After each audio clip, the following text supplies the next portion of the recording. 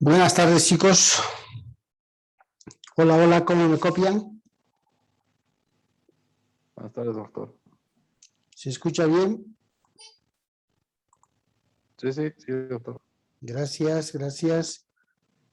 Bien, les daremos un par de segundos a sus compañeros. Y por favor, nuevamente, no olviden siempre registrarse en el chat de cada sesión de grabación.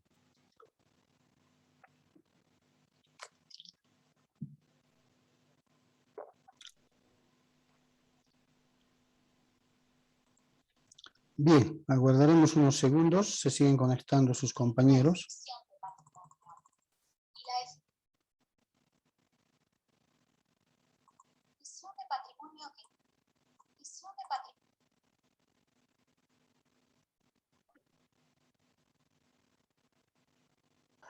Doctor, buenas tardes. Yo soy Ronald Badelomar y recién me he inscrito, doctor. ¿Hay algún trabajo que hay que hacer o hay algo que ya han avanzado, doctor? Ahorita Sí, no me puedo, por Zoom me estoy conectando, no puedo entrar todavía a mi Moodle porque dice que con 48 horas supuestamente me van a habilitar. ya. Sí, efectivamente, si te has inscrito recién, es coordinación de carrera que te tiene que dar el usuario y contraseña para que puedas acceder a la plataforma.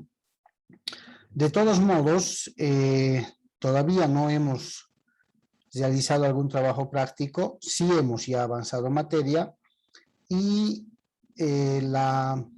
todo el material se encuentra en plataforma precisamente. ¿Ya? Entonces, una vez que puedas ingresar ahí, vas a encontrar las videograbaciones de las clases, vas a ver el material de apoyo y todo lo demás. La prueba que se ha subido es la que habíamos conversado, la prueba diagnóstica. Ya no hay mucho problema, si eres nuevo no va a haber ningún problema porque la prueba diagnóstica no tiene puntaje.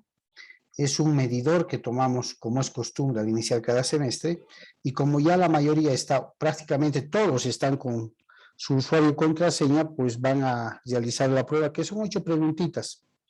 En tu caso, no te preocupes, si recién te has inscrito, tomando en cuenta que la prueba no tiene puntaje, ya tendrás usuario y contraseña y te conectas, no hay problema. Muchísimas gracias, doctor. Ya. Entendí. María, adelante. Doctor, buenas noches, ¿cómo está? ¿Cómo estás, María? Doctor, yo recuerdo haber respondido la prueba diagnóstica, pero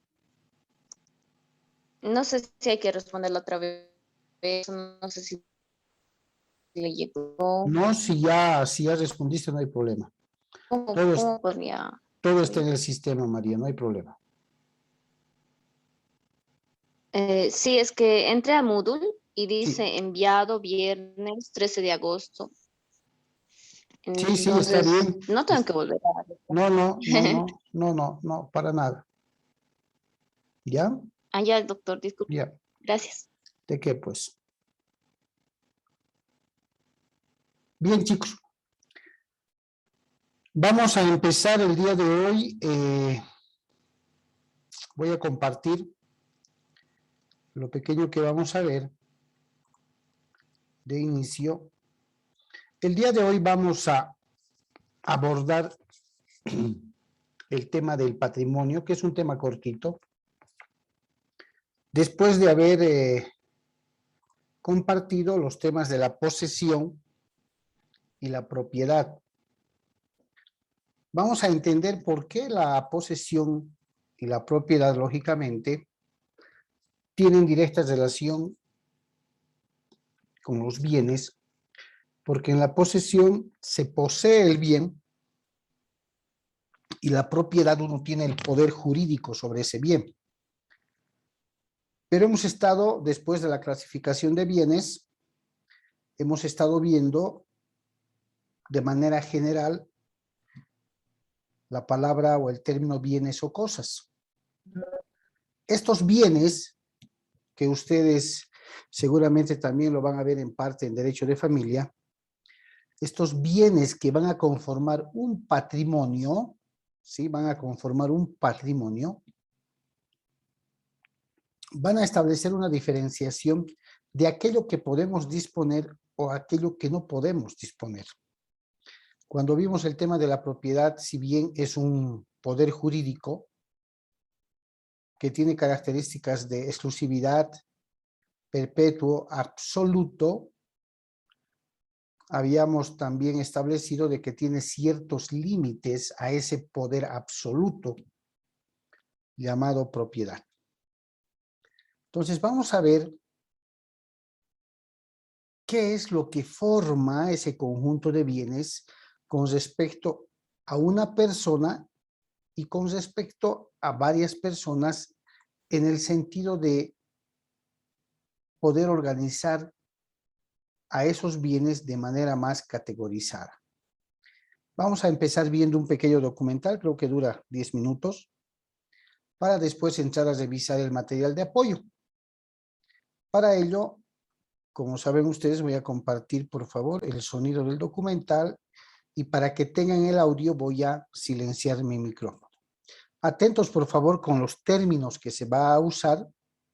Cualquier término o palabra extraña que sea muy técnica, me la dicen a momento de volver a clase. Atentos, por favor. Patrimonio que encontré, que me parece la más, por así decirlo, fácil para estudiar, porque tampoco es muy complejo, ¿no? El patrimonio. Es decir, cuando yo te digo patrimonio, ¿a qué te hace referencia? A los bienes de una persona, o sea, a los bienes que vos tenés, ya sea un auto, una casa, no sé, un título, una propiedad intelectual también es un bien, porque es un bien inmaterial. Acordate que los bienes pueden ser materiales e inmateriales, es decir, tangibles e intangibles, aquello que se puede tocar y aquello que no se puede tocar. Una invención, una creación tuya también va a ser parte de tu patrimonio, una obra inédita, etc. Bueno, para el derecho civil, entonces patrimonio es el conjunto de bienes y obligaciones de una persona, considerado como una universalidad de derecho, es decir, como una masa móvil cuyo activo y pasivo no pueden disociarse.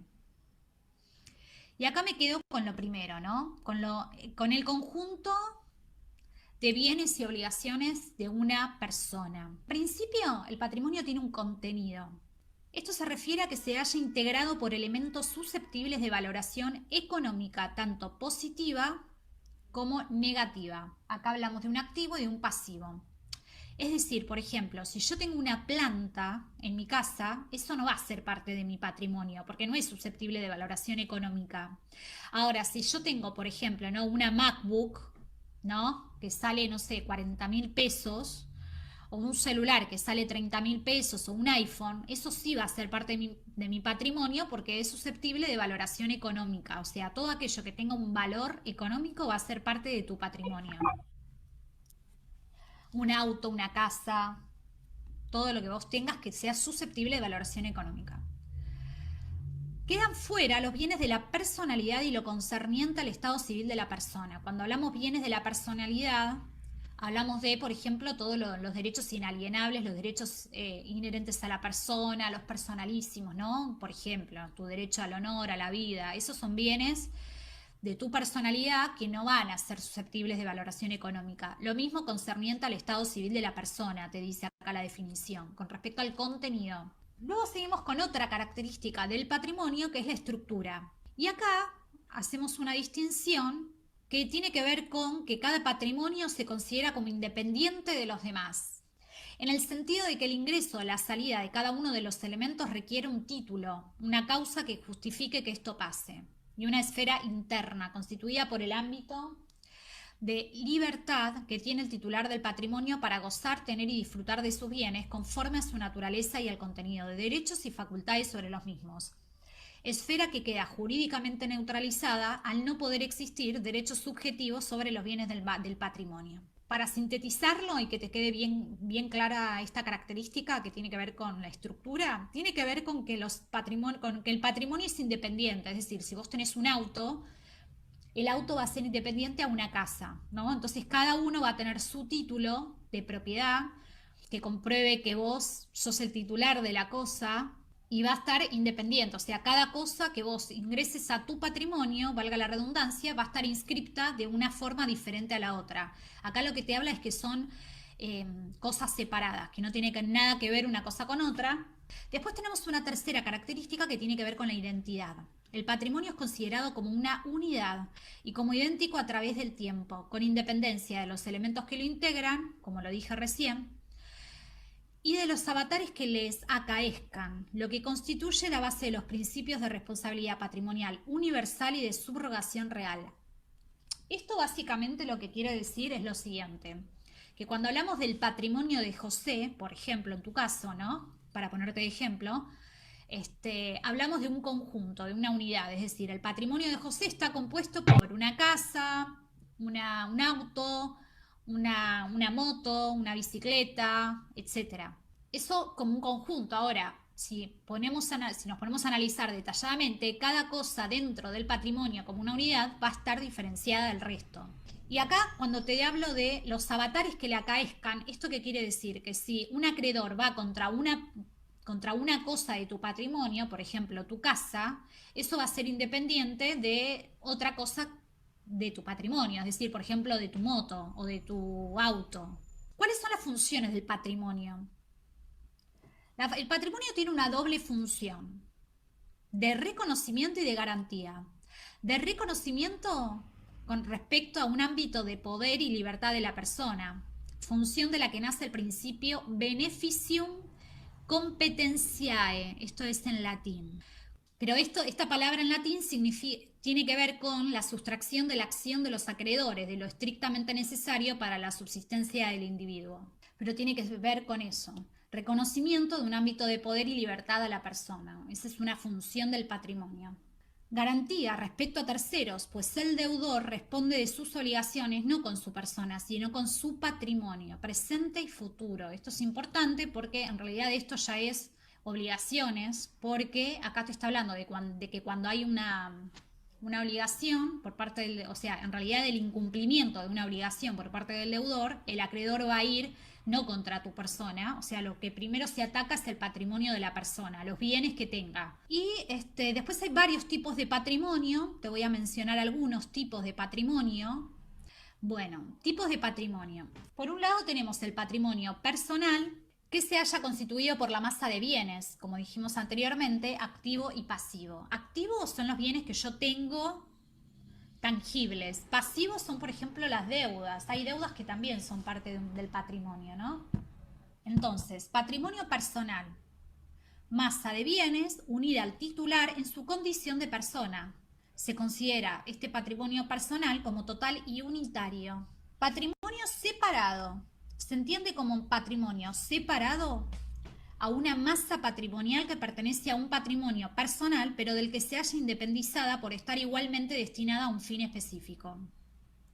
Precisamente en función de la naturaleza de este fin se distinguen los siguientes tipos de patrimonio separado. Tenemos dentro de patrimonio separado, tenemos patrimonio en liquidación y patrimonio del incapacitado. Patrimonio en liquidación tiene por objeto cuidar los intereses contrapuestos de los partícipes y de los acreedores, como por ejemplo la herencia y los alimentos. Y luego el patrimonio del incapacitado, pues cabe que la incapacidad no se extienda a todas las relaciones del sujeto, por lo que pueden coexistir dos masas patrimoniales del incapacitado, una bajo la administración del tutor y otra libre de ella. Acá te está hablando de las personas con discapacidad que requieren de un tutor para la administración de sus bienes y disposición de sus bienes. Entonces acá te dice que puede haber un patrimonio del incapacitado y por otro lado un patrimonio común. Bueno, estos serían los dos tipos de patrimonio dentro del segundo tipo de patrimonio, que es el patrimonio separado. Después tenemos el patrimonio de destino. Se trata de aquella masa de bienes, derechos y relaciones jurídicas cuyo titular se haya indeterminado, manteniéndose unido y confiado por la ley a un titular interino para su protección, mientras se produce la determinación del titular definitivo. Esto, por ejemplo, es el caso de las sociedades anónimas. Antes de constituirse, respecto del capital suscrito y desembolsado, el patrimonio del ausente en administración del representante, la sujeta condición suspensiva y los bienes sujetos a sustitución fideicomisaria. Bueno, en definitiva acá el ejemplo clásico de patrimonio de destino o con titular interino es en el caso de las sociedades anónimas. Después tenemos otro tipo de patrimonio que es el patrimonio afectado a un fin. Después tenemos el patrimonio colectivo, son masas de bienes sin divisas atribuidas unitariamente a una pluralidad de personas unidas entre sí. Por ejemplo, una compañía familiar, una sociedad, los bienes gananciales, eso sería un patrimonio colectivo, ¿no? Imagínate un matrimonio. Bueno, y ahí con esto finalizamos lo que es los tipos de patrimonio. Después, ¿cuál es el contenido del patrimonio? Bueno, el contenido del patrimonio se integra tanto por elementos activos, que son bienes y derechos, excepto los relativos a la familia y a la personalidad, y pasivos, como obligaciones y deudas. Yo te había dicho anteriormente que los pasivos eran las deudas. Bueno, también están las obligaciones. Como conclusión podemos decir que únicamente las personas físicas o morales pueden tener patrimonio, pues solo ellas tienen aptitud para poseer bienes, tener derechos de crédito y contraer obligaciones. Esto significa que una sociedad, si bien tiene personalidad, pero siempre hablamos en el caso de las sociedades de personalidad jurídica, no van a tener patrimonio. En cambio, las personas físicas sí vamos a tener patrimonio. Toda persona tiene necesariamente un patrimonio, aunque ella no posea actualmente bien alguno. Porque acordate que el patrimonio también estaba compuesto por bienes pasivos, que son deudas y obligaciones. O sea, por más de que vos no tengas casa propia, auto, lo que fuere, siempre vas a tener una obligación con alguien o una deuda o algo. Cada persona no tiene más que un patrimonio. Acordate que hablamos de la característica de que es una unidad el patrimonio. Por eso hablamos de un patrimonio, no de varios patrimonios. Ahora, dentro del patrimonio van a estar los bienes. Finalmente, el patrimonio es inseparable de la persona, no concibiéndose su transmisibilidad, porque sería como pensar en la transmisibilidad de la propia persona. ¿Se entiende esto? O sea, yo no te puedo transmitir mi patrimonio a vos, porque está ligado a mí. Es una característica de mi persona, no de la tuya. Como caracteres del patrimonio, que el patrimonio es una universalidad jurídica. Es único e indivisible. Es inalienable, ya que no puede existir sino en cabeza del titular. Es decir, no te lo puedo transmitir. Es idéntico a sí mismo, no obstante las evoluciones de su contenido. Es idéntico a sí mismo. Tiene carácter universal. Es una consecuencia del carácter universal del patrimonio.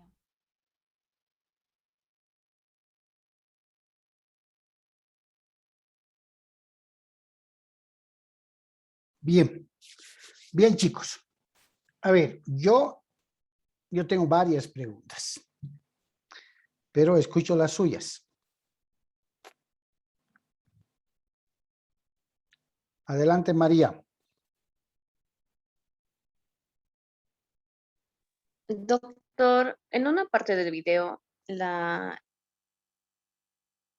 expositora dijo que toda persona tiene patrimonio por más de que no tenga bienes. ¿Con qué se refiere a eso? Ah, muy bien. Primera. ¿Qué más? Enseguida despejamos la duda. ¿Alguien más tiene algo raro que escuchar? Que parece raro, no es raro, ¿no?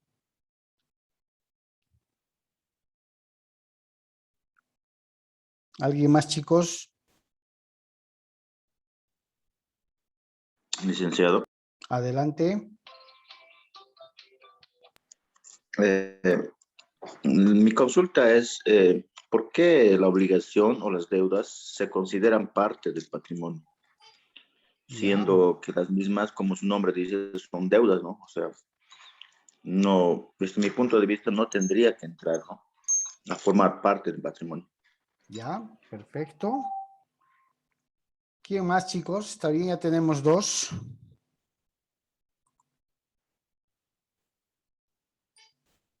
¿Alguien más que ha podido captar algo que no entiende? A ver. La compañera, en este caso María, nos manifiesta por qué la facilitadora, la expositora, manifiesta que toda persona tiene patrimonio, así no tenga bienes. ¿Quién podría decirme a qué se refiere?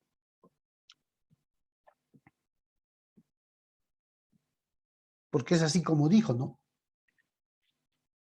Se debe entender que toda persona tiene patrimonio, así no tenga bienes. ¿Tienen idea a qué se refiere? Y doctor, también dijo que siempre va a tener una deuda y eso se consideraría como patrimonio. Eso no. Sí, sí. Silver nos acaba de preguntar por qué las deudas tienen que formar parte del patrimonio. A ver, Licenciado. sí, adelante, Fernando. Creo que todo esto está relacionado con los dos aspectos, ¿no? Los activos y los pasivos. Los activos que son los bienes tangibles, que tienen un costo valorativo, y los pasivos que serían las deudas. Ambos formarían el patrimonio. Correcto. Ya. Ustedes, vamos a refrescar un poco la memoria. Muy interesante los criterios. Vamos a refrescar un poco la memoria. El pasado semestre ustedes han llevado la materia de Derecho Civil 1. ¿Qué tipos de derechos han estudiado en la materia de Derecho Civil 1?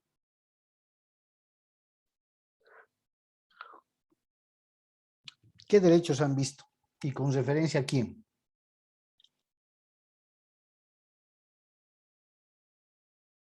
¿Se acuerdan?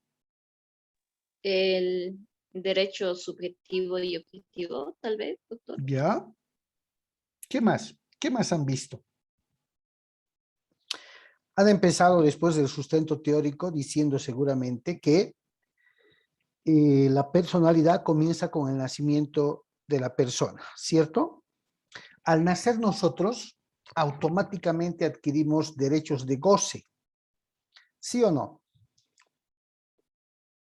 Derecho a la educación, derecho a la alimentación, derecho lógicamente a la vida, a la salud,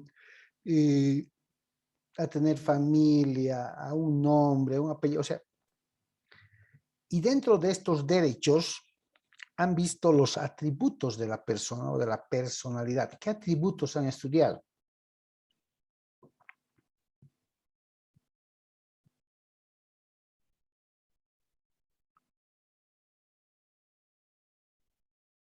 ¿Qué atributos tiene una persona?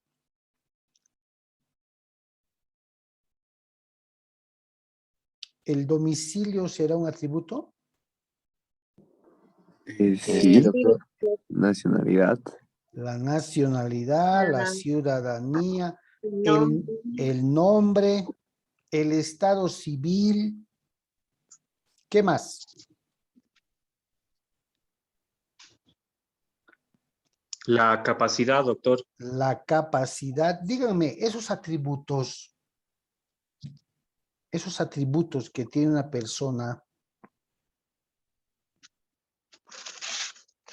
¿son negociables? ¿Están dentro del comercio jurídico?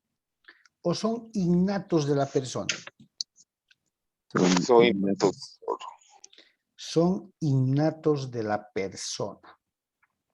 Está fuera del comercio, por ejemplo, mi estado civil, ¿cierto? ¿O es que acaso puedo transferir, vender, enajenar, donar mi estado civil? ¿Puedo, chicos, o no puedo? No puede, doctor. No puedo. No puedo ofrecer en venta, ofrezco en venta estado civil de soltero, casado, viudo, divorciado. No puedo ofrecer o no es parte del negocio jurídico el nombre, ¿cierto? La nacionalidad, la ciudadanía, la capacidad. Son mis derechos, mis atributos, ¿cierto? Y constituirán estos mis derechos de goce parte de mi patrimonio personal o no.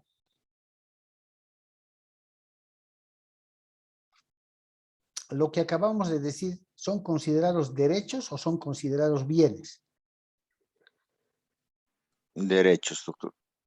Derechos, doctor. Derechos, muy bien. Adelante, el compañero Ramírez.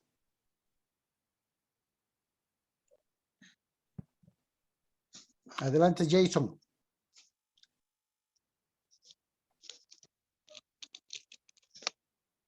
¿Nos escuchas, Jason? Adelante. Activa tu micrófono.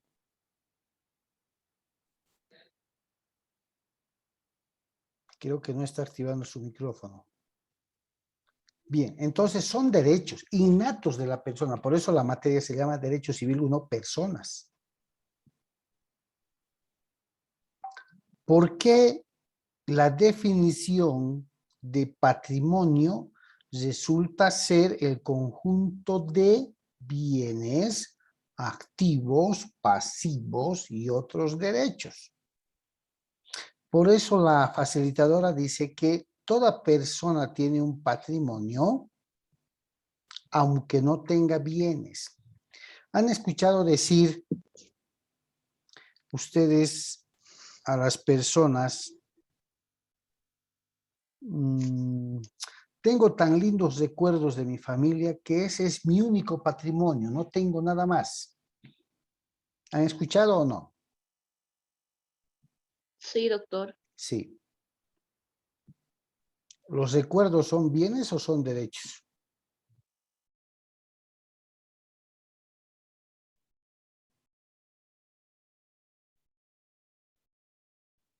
Bienes.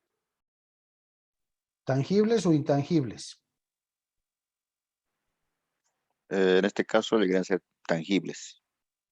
Puedes palpar, percibir, tocar. Intangibles. Intangibles. Ah, intangibles, ¿cierto?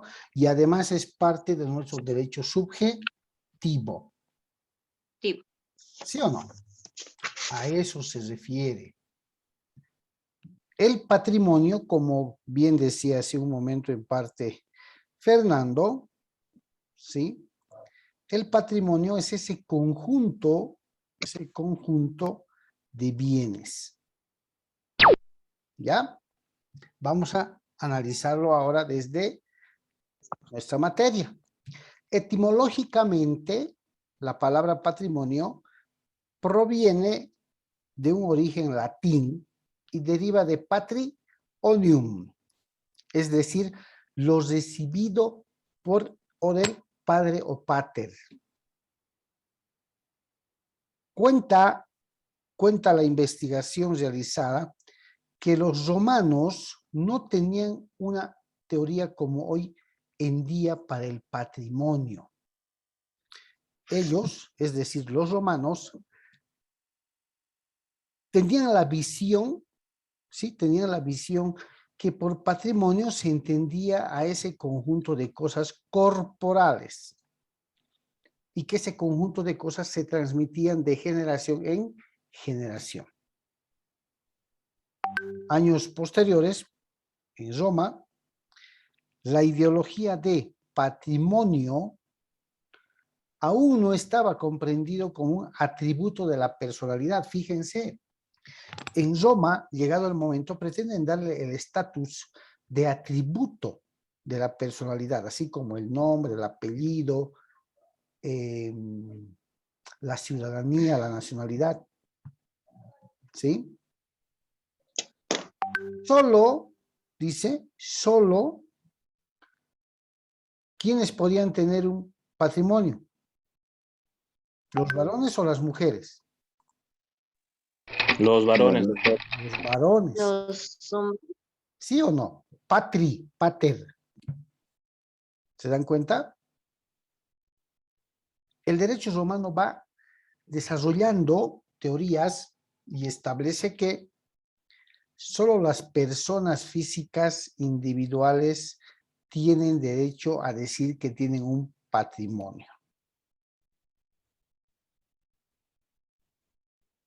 Va desarrollándose el derecho romano y dice, fíjense esto, toda persona tiene un patrimonio, ya sea físico, material o moral. ¿Ya? Y ahí viene la respuesta a María. ¿Por qué la facilitadora dijo que toda persona tiene patrimonio aunque no tenga bienes? Porque está hablando del patrimonio moral, aquel patrimonio abstracto, no tangible, inmaterial, como los atributos de su personalidad, como las cualidades que tiene. ¿Se dan cuenta? No son bienes, pero son parte de su patrimonio personal enraizado en la persona. Ahora, una persona sí puede tener más de un patrimonio. Desde ya, si no se trata de bienes, ya tenemos un patrimonio moral, nuestros principios, nuestra educación. Pero cuando hablamos de patrimonio corporal o material, estamos hablando de los bienes. Activos, pasivos, todo. Y aquí viene la respuesta a el compañero cuando dice, ¿por qué las deudas tendrían que formar parte del patrimonio? Porque el patrimonio, como ese conjunto de bienes, derechos, activos, pasivos, que le pertenece a una persona, forman parte precisamente del patrimonio. Y como la teoría dice, el patrimonio es inseparable de la persona. Pero no vayan a entender que es inseparable al grado de que no nos permita vender ni nada. No, tiene otra connotación y es la siguiente. Todo ser humano tiene un patrimonio. Y su origen, como teoría viene, incluso tiene antecedentes romanos de la antigüedad. ¿Por qué las personas jurídicas no pueden tener un patrimonio?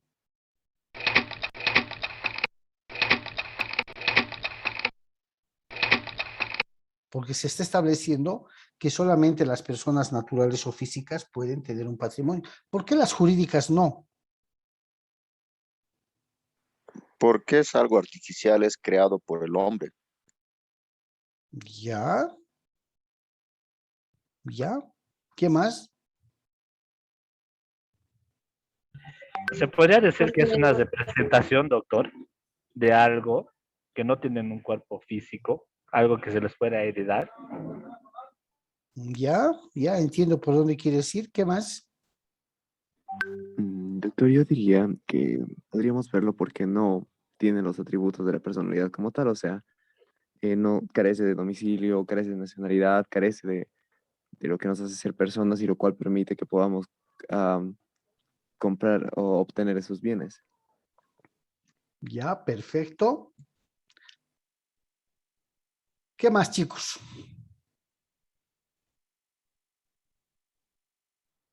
Dicen que el ser humano ha nacido para ser un sujeto social.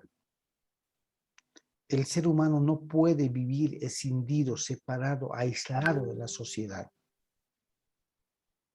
Y al ser un ser social, definitivamente va a ejercer dominio, como en este caso sobre los bienes.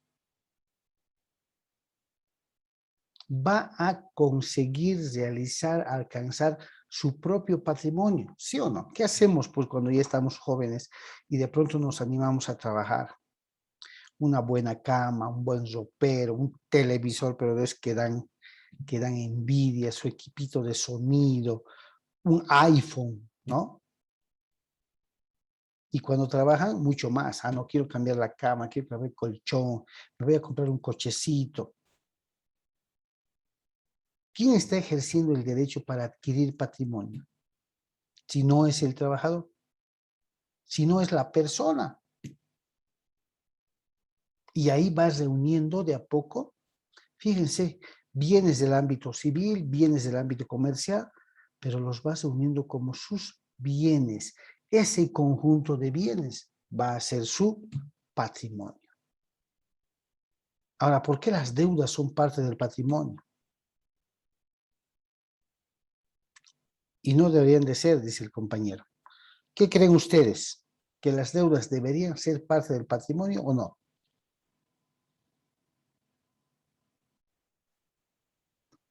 Sí, doctor, porque dice claramente el patrimonio es todo lo que tiene un valor económico y una deuda es un valor económico que nos han dado en realidad y ya que lo hayan dispuesto o no dispuesto, ya es nuestra responsabilidad. Es más o menos así, correcto. Correcto. ¿Qué dice la teoría del patrimonio? La persona que adquiere, contrae una obligación, está haciendo parte de su patrimonio a ese favor, a ese préstamo que se está generando. Del mismo modo, cuando hay deudas u obligaciones de los causantes, el momento que se hace la declaratoria o la aceptación de herencia está adquiriendo también no solo los bienes, sino también los pasivos. Por eso es que las obligaciones y las deudas son parte del patrimonio porque no pueden ir escindidos, no pueden ir aislados. Porque son parte del rutinario vivir. ¿Se dan cuenta? Por eso, estamos en la materia de Derecho Civil 2. Vínculo, nexo de la persona sobre los bienes. Cuando veamos Derecho Civil 3, vamos a ver qué utilidad tienen esos bienes para el ser humano. Cuando veamos Derecho Civil 4, contratos, se van a dar cuenta de un gran principio que se llama en contratos presunción contractual. El nacimiento da comienzo a la personalidad y la muerte pone fin a esa personalidad. Pero cuando una persona muere y cesa sus signos vitales, los herederos asumen la titularidad de los bienes de su causante, incluidas las deudas. ¿Por qué? Porque el Código Civil en materia de contratos dice que quien contrata lo hace para sí mismo, pero también para sus herederos. Por eso, las deudas, las obligaciones, los pasivos, los compromisos por cumplir, están dentro del amparo, ¿sí? Dentro del amparo de lo que se conoce como patrimonio. Ahora, ¿cómo adquirimos el patrimonio? Entre vivos, la más usual, comprando, compra-venta. Alguien nos dona algo, alguien nos cede algún derecho. Estamos adquiriendo y conformando nuestro patrimonio. ¿Cómo adquirimos en la sucesión mortis causa? Esto es herencia. ¿Cómo podemos adquirir el patrimonio de una persona? Si soy legatario, tengo que buscar si hay un testamento. Sucesiones, cuando la persona fallece. Por una declaración de sucesión, ¿no, doctor? Así es, declaratoria de herederos o aceptación de herencia. Asumimos la titularidad de los bienes de nuestro causante. Y finalmente, por la manifestación de la voluntad, que es el testamento. A ver, chicos, vamos a quedar aquí 2 segundos. Voy a dejar de compartir, se está acabando el tiempo de la primera. 2 segundos y les vuelvo a pasar el link, ¿ok?